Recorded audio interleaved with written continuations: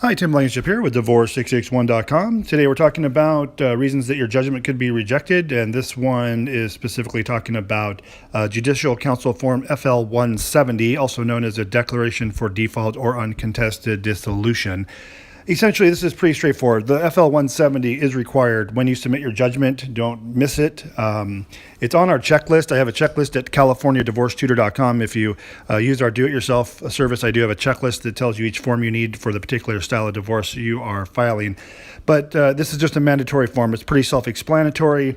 It's a 3-page form. It needs to be submitted either by the petitioner or the respondent. You don't need one each. It's just one total, and only one person needs to write that declaration or sign that form, that FL-170, not both of you.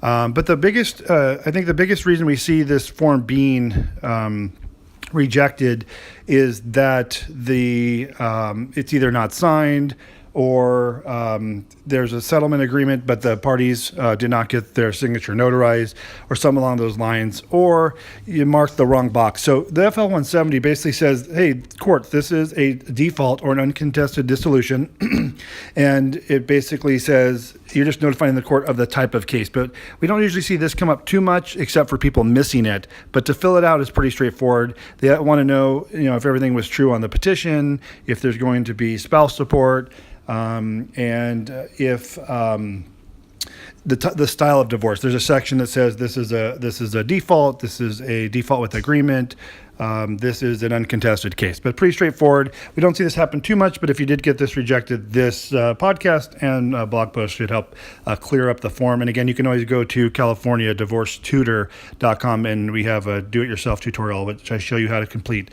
all the forms for your divorce, which is useful if you are starting off your divorce or if you have corrections because you got your judgment rejected. It's a good way to go through and just do the review on all the documents before you resubmit your judgment.